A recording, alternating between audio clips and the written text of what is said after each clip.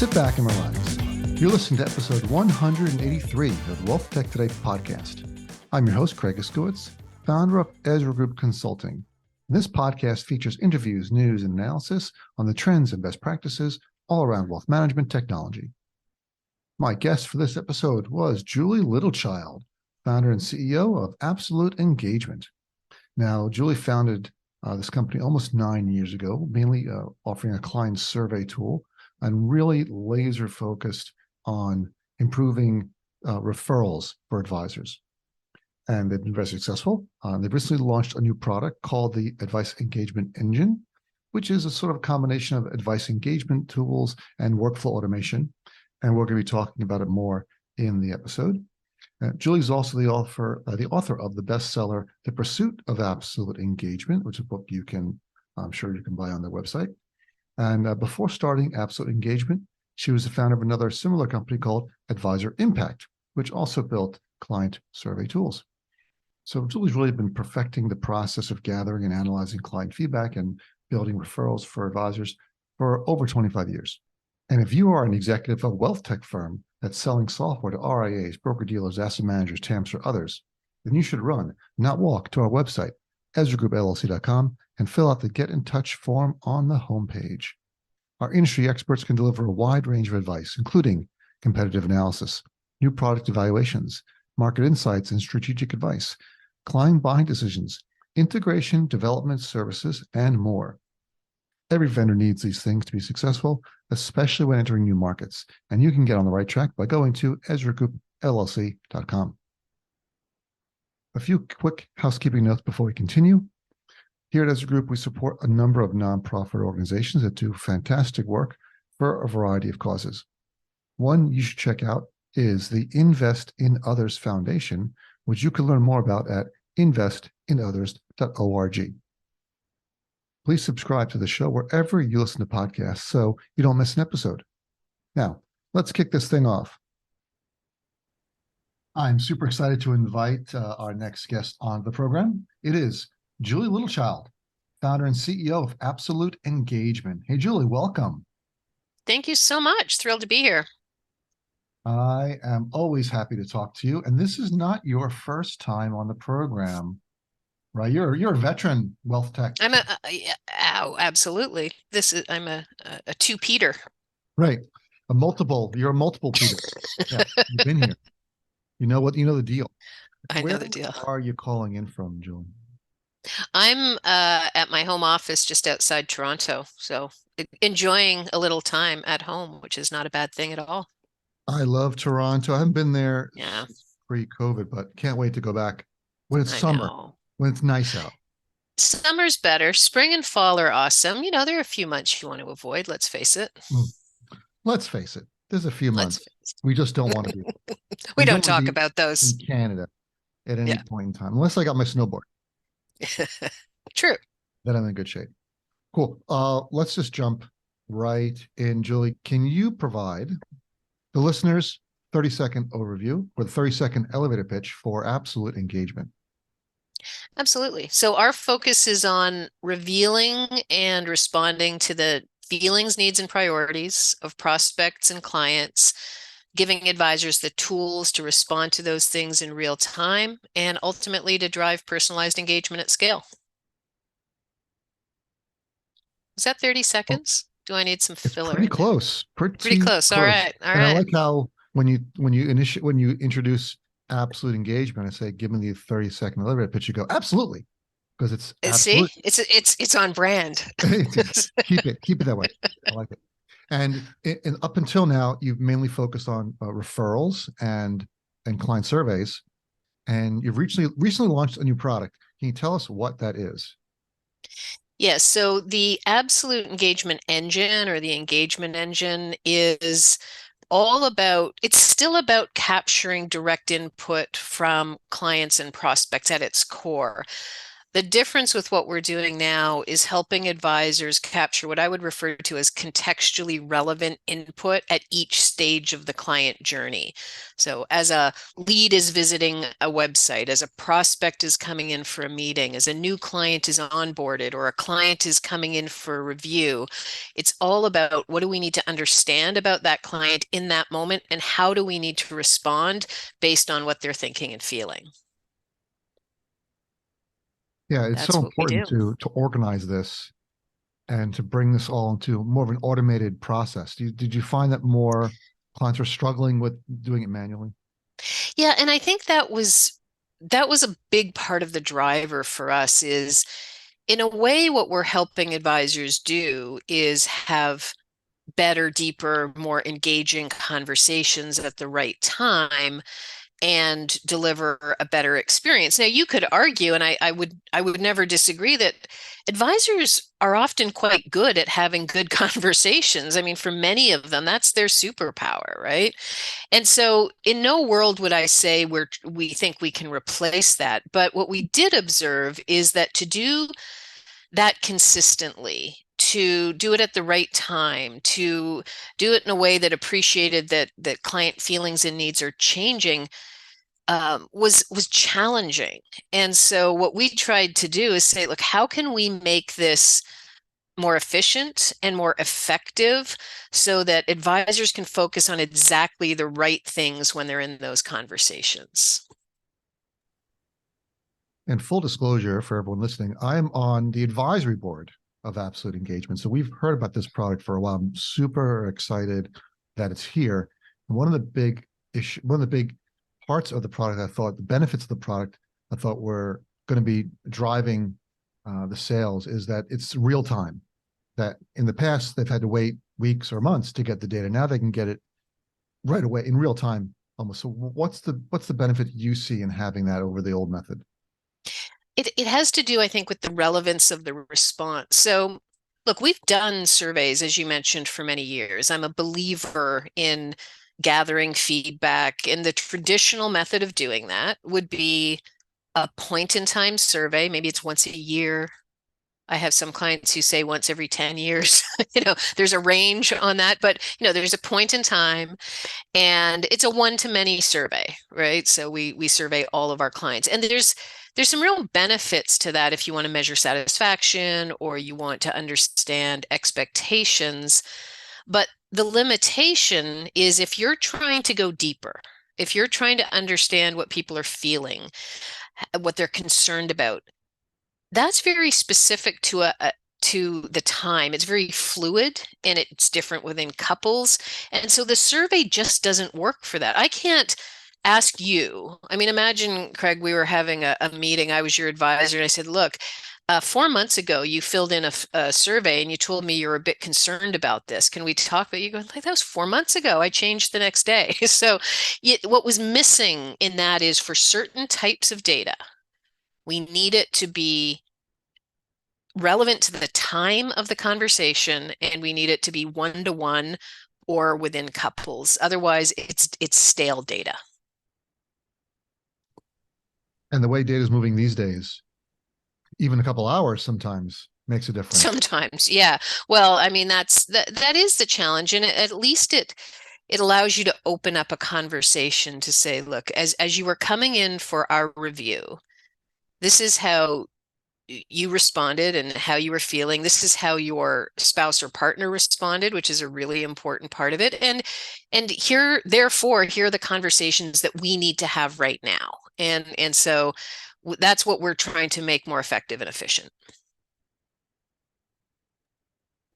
With so many different tools out there, it's important to have one that can really help your firm grow, and especially the growth engine of many firms is referrals and is leads and is prospecting. So It is, yeah. how do you Sorry, see I that? cut you No, off. I was just saying, how do you see that connecting with the products you've already have, which is the survey tool? So how do they sort of link together? Well, the way there's two things there I think that are important. The way they link together is that there is still a place often for that point in time or occasional set of questions that you want to ask all of your clients. So that is one of the features. We can still deliver on that. So traditionally, it might be firms that say we want to measure satisfaction, or we want to measure net promoter score. We want to pull testimonials out of that, perhaps more recently. That makes absolute sense to do that on an occasional basis. You mentioned referrals. That's the other thing that I think on an occasional basis is great to pull out those untapped opportunities. You don't need to do it at every conversation, but it works well. So that became one of the features of the overall engine. We can gather that one time or point in time data, but we can also add in that more real-time one-to-one data. And growth, I guess I'd just sort of pick up on your comment on growth. The other limitation of the traditional client survey is it's a client survey, right? It didn't actually account for capturing input from prospects. And yet, if we can capture input about how our leads and prospects are feeling and what they think and what's on their mind, that's going to drive growth as well, because it's going to make for a more powerful conversation. Yeah, the word feeling is so broad, and it's hard to know what someone is feeling, but knowing what they're feeling is often the difference between a client who converged, who converts, a prospect who converts into a client versus someone who ghosts you or just moves on to something else. It is, and it's an interesting challenge, because I think every advisor would go, of course, we need to know how people feel. And whenever I meet with a prospect or whenever I meet with a client, the first thing I'm going to ask is, what do you want to discuss and how are you feeling right now? Mm. The problem is we're human and we don't answer those questions particularly well. If you ask me how I'm feeling, I say, I'm fine. Things are fine. And then we tick that box and we move on. I think the beauty of what we're trying to help advisors do is to capture that data before the meeting, to give the prospect and client some time to consider not a set of questions. And we don't say, what's on your mind and what are you concerned about? We feed them, right? So we try to tease out the issues. And that's what makes it so effective, is that now you're sitting down as an advisor and you've already got that insight. You can go straight to the core of what's important. One of the benefits of a tool like the Absolute Engagement Engine, in my mind, is that it levels the playing field. Because advisors are human, as you mentioned, we should let's emphasize that advisors are human, Yes, which means they there's are. very big differences in their capabilities and their abilities and how they interact. So some people are more empathetic. Some people just have that innate ability to connect with other people on a certain level, or pick up nonverbal cues or verbal cues and understand their feelings right away. But I think a lot of people don't have that ability. So I think a tool like yours, would you agree, can level the playing field and raise up the ability of a lot of advisors who maybe don't have those innate capabilities? Yeah, I love that point, actually, because you're so right. We talk about it as if everybody does, but this is a different skill set, right? This is very much the softer side of what advisors do, and we're talking a lot more about the human side of advice. This is part of that, right? And you're right. It makes it easier and it makes it more comfortable, so that you're starting with that information. You don't have to tease it out. That's a completely different skill set. And you know what? I think it makes it easier for clients as well, because by just answering a set of questions, they've effectively told you how they're feeling without it feeling overly intrusive. One area I wanted to talk about was where your product, where the engagement engine fits, what category it falls under. We had this discussion earlier, and as everyone knows, I partner with Michael Keatsis on the Keatsis Ezra Group Advisor Tech Map, which just dropped. The April version of it just dropped this week, and we put everyone in a category. Now, sometimes it's easy. Hey, you're a financial planning tool. Boom, financial planning category, simple. Sometimes it's hard because applications have multiple functionalities that are integrated. And we initially put your this engine in the workflow support category because it does a lot of workflow. It connects different parts of your advisor's applications together. It fits seamlessly into existing workflows. It automates a lot of things. But you mentioned you said, well, why aren't we in the advice engagement category? Can you explain why you feel it should be an engagement versus workflow? And it's, I've been thinking a lot about it because the way, as you explain it, I completely understand both sides of it. So it's an interesting question for me as well. I think from an advice engagement perspective, this is not about delivering better technical advice, right? So I want to be clear about that.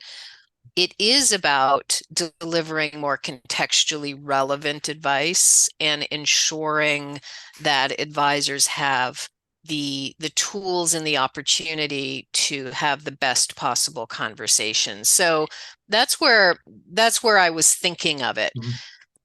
The workflow piece is interesting to me as well, and the best example I can give there, and maybe what leads it, and you to think of it in this category, is you could say, look, I've got a great experience, a great process for setting client reviews. We've got 8 steps, and Mary does this, and it's all automated and wonderful, very efficient process. What's usually missing from that is client input. So we work with 2 different types of advisors, those that have a workflow, and we're trying to make it better by injecting the voice of the client into that, co-creating the agenda, focusing on the right things. We also work with some who don't have a workflow in that sense, don't have a standardized agenda, and we become that workflow, if you will. And so the main difference for me, and what I'm interested from your perspective, is there is a workflow component without doubt. And what's been missing from workflows generally is the voice of the client in all of this. So we do have these workflows. Similarly, you could use the tool to create a completely different poll, right? It could be completely configured. I don't know, we're doing a workshop. What are the topics you're interested in? We could do pulse polls. We could do other sorts of things. So it's a little broader in that sense. It's sort of like the old Saturday Night Live commercial. It's a dessert topping. It's a floor wax. It's both. Put some on your mouth and some on your ice cream sundae.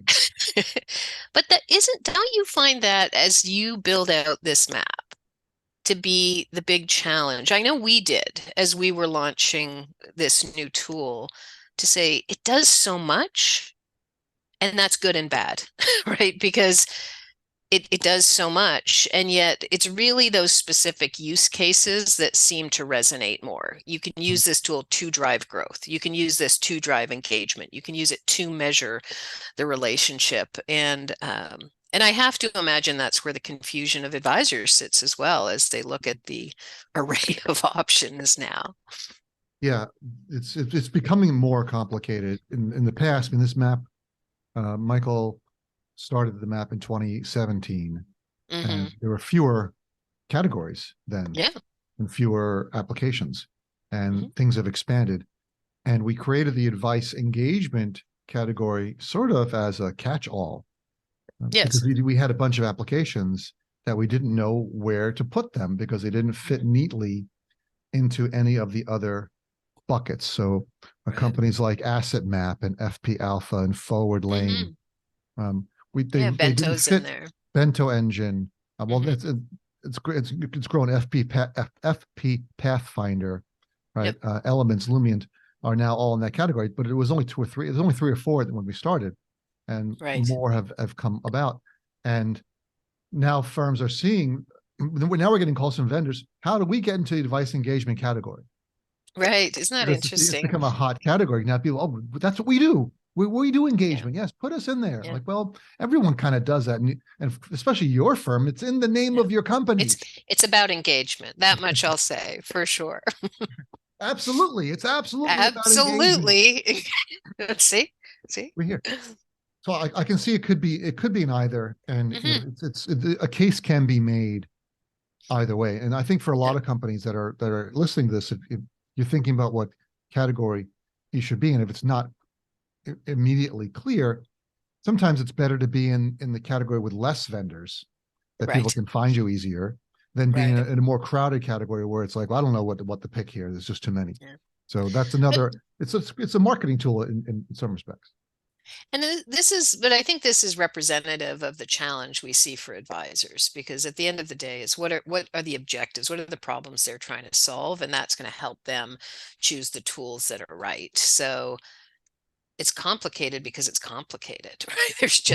And there are new objectives being met and new categories Mhm. presumably being created. I do a fair bit of work on different judging panels, and the number of categories explodes Mhm. year after year after year. Same issue. Yeah, it's an evolution as in any field. People keep coming in, new ideas come in, people look at Mhm. things differently. Sometimes people come in from other industries and see it with a different point of Correct. view. And it's just a slow, migration or evolution Yeah. over time. We Yeah. rarely see completely new things come in. Occasionally, Right. um, completely new things come in and disrupt the status quo, but that's not common. And Right. so we've added categories. In fact, the two categories we're talking about now, workflow support and advice engagement, didn't exist last year on the map. So those are Right. brand new. So Yep. it's a constant change as we see more vendors coming in different areas that encourages us to say, well, these don't really fit. Like we were talking about Yep. CRM, and Right. I want to talk about how the engagement engine connects to CRM, Hmm. but we were talking about CRM versus CRM overlay and what does that mean? Yeah. But it becomes a semantic discussion about what is actually an overlay. Is it an app exchange app where I can just plug it into my existing Salesforce implementation or Salesforce instance, or is it a whole nother version of Salesforce? If they built it so Yeah. customized that I really have to do a whole conversion, it's not the same Right. thing. So it's not really an overlay, but it requires Salesforce, so it kind of is. So, but how does Absolute Engagement Engine integrate with CRM? So, we had to make some decisions as we were building this out. Right now, it's you would have a label for it with your map, but it's often just SSO or a light kind of integration. But that is one of the biggest things that we're looking at right now. So we built as a standalone to start, and that was a conscious decision to say we need to know what this does and how it can impact advisors and get them using it. And then we want to focus on integration, which is exactly where we're at. And we're gathering insights. I don't know if you find this, but everyone has a different definition of what integration is. So what we're looking at is, at a minimum, being able to not recreate workflows that already exist in the CRM, being able to push sort of insights and documents and whatnot into CRM. But at the most fundamental level, what we wanted to ensure was the CRM was the source of truth on contact data. In no world did we want to say we've got two lists of clients who are participating. So that's where we started, and we're now just at that point of looking for, how can we don't want another app, we don't want another platform, we want to work within those workflows where possible. So that's how we see it flowing going forward, and more to come. But equally, we're looking at integrations with marketing platforms, email distribution. We capture a lot of information on what people are concerned about and what they're interested in. Well, in my mind, that should trigger some customized nurture and follow up based on those topics. And then there's just the basic sort of BI. Is there, what data is feeding into the leadership team on satisfaction or net promoter and those sorts of things. There's a few different areas we're looking at there. I love that. And you've come to the right place if you're looking for a definition of integrations. I know. At Ezra Group, we created the WealthTech Integration Score just for that reason, because no one really knew what an integration was or how to measure it. And we had spent years and years working with vendors and very frustrated clients who didn't know what integrated with what, even when the vendor told them. And a lot of Yeah. times they would have built a bunch of SSOs and claim they have integrations. And Right. an SSO is really not much of an integration. In our scoring, it's the basic, it's a 1 out of Yeah. 5. Yeah. Right. So it's a good place to start. And it makes sense that you started out with the standalone app and you're adding the integrations now. Yeah, and you know what? I know that the work you're doing there is helpful for advisors. It's really helpful for vendors, I can assure you, because it gives us a way to think about it in a more clear and structured way. So thank you for that. Hey, you're welcome. Anything we can do to help. But along the way, so you're talking about CRMs that you don't want to recreate the workflow. So the CRM as a source of truth, which is perfect. That's how most other vendors are doing it as well. They're not trying to replace the CRM, but they want to interact with it, send data to it, pull data from it. And we're Yes. seeing advisors spending more time than they used to. They used to spend a lot of time in the CRM, and now these other tools are front ending the CRM, and they're spending more time in the advice engagement tool or the workflow tool or the meeting automation tool, and then the CRM just becomes a backend database. Is that something you're Yeah. seeing as well? Yeah, absolutely. And you know, you just sort of touched on something that I'm really excited about with the future around different data flows. Like we know the data we capture. We're very clear on that. And but what excites me is how we can combine that with other data sources going forward. So if you just took our data at a point in time, you come in, you're a client, I've got great insights on how you're feeling. The next time you come in, I've got even more insight because now I see change. You add your spouse into that. I've got, so even with our data, the longer term we're capturing that, obviously, the more insights we can drive to the advisor. We've always known that. But then we're talking to some of our clients about how do we connect this now to the back end so that we can see the impact. You know, I don't use the word predictive lightly in any sense of the word, but the ability to see how clients are responding as they're coming in and if or how that connects to fund flows or leaving or risk or what have you. That to me is a really kind of cool part of the future. Absolutely. I'd like to see that when you're pulling in the needs, feelings, priorities of leads and prospects, how you categorize those. And then can an AI identify patterns between the feelings, priorities of a lead when they are a lead versus their actions when they become a client and following them over the Exactly. years. So does it change? So if only an AI can do that, looking at all Yep. the data across depending on the size of your firm, could be hundreds or Yep. thousands, not a thousand, hundreds or thousands of clients over years or decades. Here's how Yep. they came in as a lead.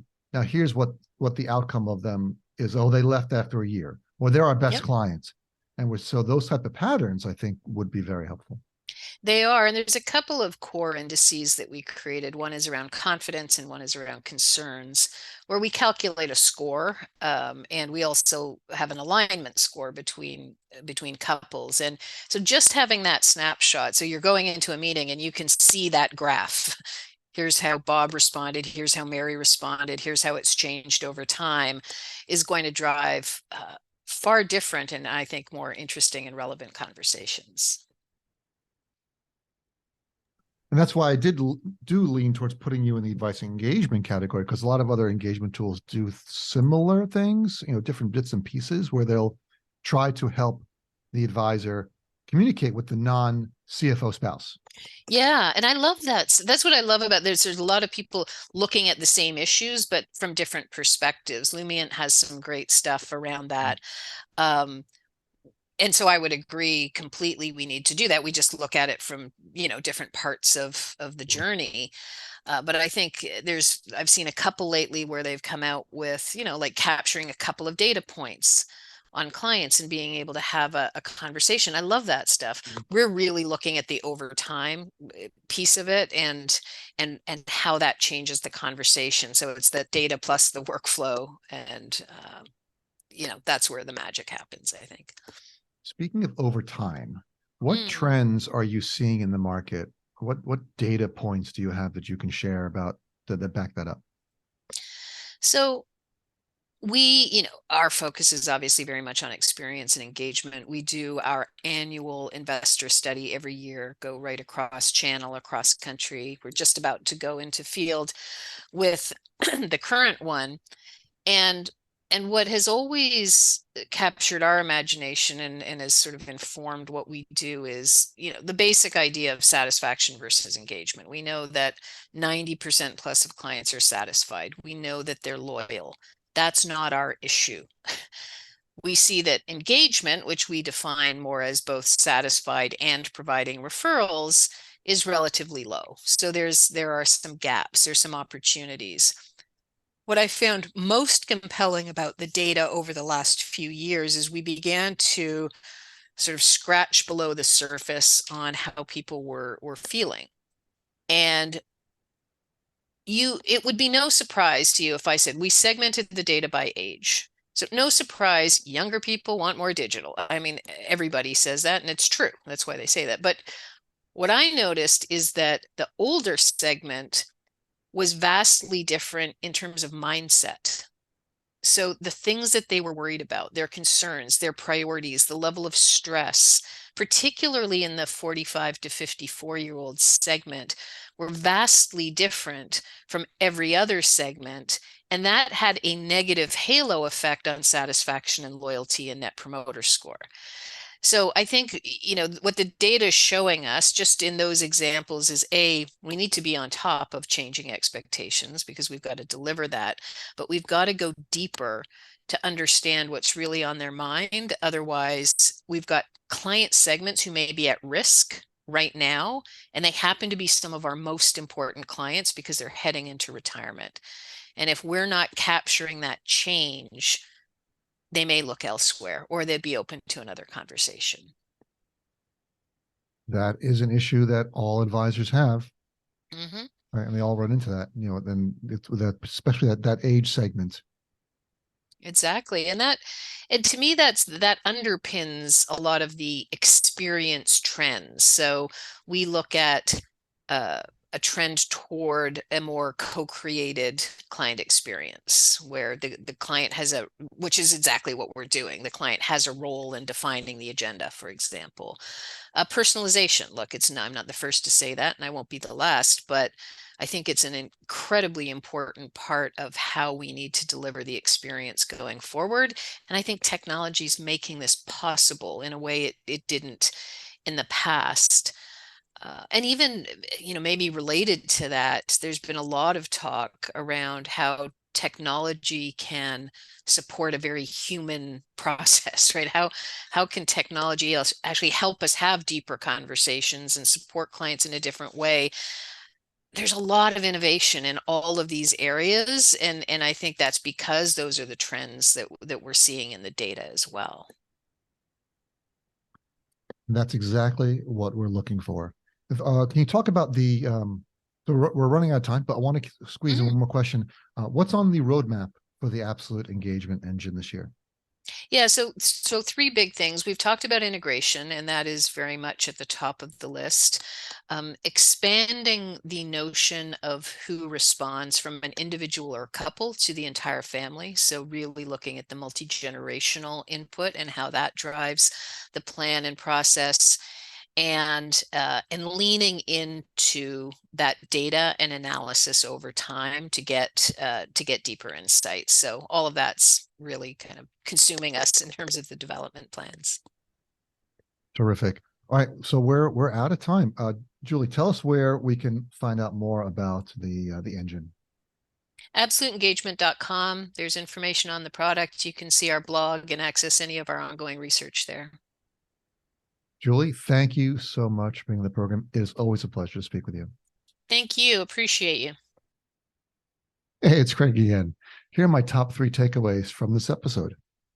Helping advisors deliver a better, deeper, more engaging conversation at the right time and delivering a better experience is something that the Absolute Engagement team is really working hard on. We're pretty excited to see my second takeaway, the Advice Engagement Engine, that's really helping to level the playing field between those advisors that have very strong skill sets with empathy and working with clients, more personally and understanding their needs and feelings, and those maybe that don't. So it's delivering contextually relevant advice related to client personalities and advisors' people skills. Now, on the WealthTech map, we have the absolute engagement engine categorized under workflow support, but it could just as easily have been in advice engagement. And finally, the absolute engagement engine will be integrated into the popular CRM platforms without replicating their workflow functionality. It will enhance them rather than compete with them, according to Julie. And that's it. You've reached the end of another episode. Please go to our website, EzraGroupLLC.com, scroll to the bottom of the homepage, and sign up for our newsletter. Once a month, you'll receive an email chock full of wealth management goodness, news, information, analysis, and maybe a surprise or two. You will not be disappointed. Thanks for listening again, and talk to you all next time.